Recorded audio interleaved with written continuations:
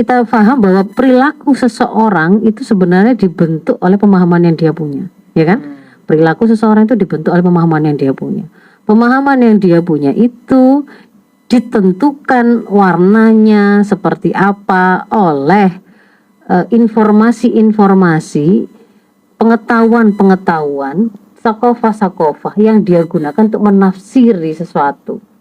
Dari mana itu biasanya? Ya, ini kalau kemudian dalam pandangan Islam seharusnya yang membentuk yang dimiliki oleh seseorang untuk membentuk perilakunya dia itu seharusnya adalah pola pikir yang Islami.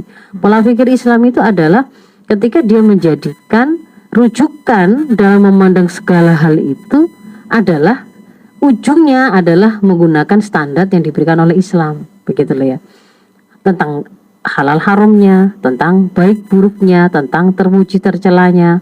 Baik itu ketika dia sedang memahami benda, misalkan ini ada, saya haus, saya mau minum, atau di depan saya ini ada minuman kok coklat bening, ada yang putih, ada yang itu, maka kemudian ketika dia itu mau mencoba memahami fakta minuman mana yang mau saya minum, gitu kan ya. Selain dia memahami fakta dari benda-benda yang hendak dia minum tadi, dia harus kaitkan hukumnya benda tadi itu untuk saya minum itu dengan pemahaman yang dia punya tentang, oh kalau saya muslim saya harus minum dan makan hanya yang halal, hanya yang thayyib, kan begitu kan ya. Ada adabnya, ada adab makan dan minumnya. Nah, maka itu yang kemudian akan dia gunakan untuk menafsiri fakta sehingga kemudian dia akhirnya punya kesimpulan, ini air putih ternyata berarti boleh saya minum. Oh ini teh, oh boleh saya minum. Oh ini khamr, oh ini racun, oh ini misalkan minuman keras yang lain gitu ya.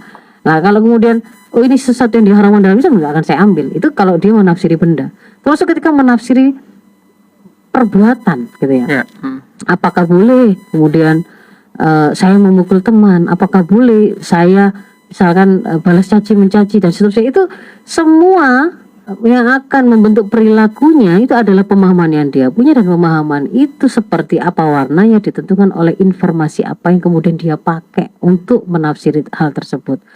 Kalau benar yaitu yang kemudian disandarkan kepada akidah Islam, maka nanti pemahaman yang akhirnya juga menjadi pemahaman yang Islami, pemahaman yang benar, maka amalnya pun ketika kemudian dikaitkan atau diikat dengan pemahaman itu akan menjadi pemahaman yang akan menjadi amal yang benar. Tapi kalau misalkan salah, misalkan begini, salah itu informasi yang dia punya, informasi itu tidak harus diajarkan di sekolah gitu ya. Tapi dia itu bisa dapat itu dari misalkan dia melihat sinetron. Dia lihat di sinetron itu setiap kali bicara tentang anak muda yang keren gitu ya. Anak muda yang keren itu adalah anak muda yang misalkan kali anak SMA itu yang cowok itu wajahnya good looking, penampilannya perlinting, mungkin dia punya kendaraan yang keren gitu ya. Kemudian pacarnya banyak, kemudian dengan anak-anak yang dibilang kurang keren itu dia menghina, dia punya geng, misalnya begitu kan ya, dia punya geng. Termasuk kalau kemudian ada yang dirasa mengganggu dia, kemudian gengnya itu akan melakukan kekerasan atas nama si anak ini tadi, misalnya begitu. Itu bisa menjadi informasi pada diri anak-anak kita. Oh enak ternyata ya, kalau jadi anak yang paling keren itu ternyata begitu. Dan boleh-boleh saja ternyata membuli begitu, merundung, memukuli, mengeroyokan begitu orang teman-teman yang lain yang kurang keren. Salahnya sendiri kok nggak keren kan, berarti kayak begitu.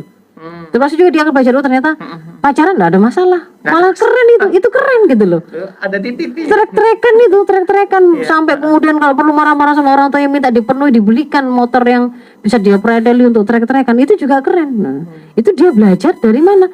Dari informasi-informasi dia terima, kan begitulah. Informasi itu dia jadikan sandaran misalnya begitu untuk menentukan dan membentuk pemahamannya. Ya tentu salah pemahamannya. Pemahaman yang salah yang menentukan amal yang salah, kan begitu.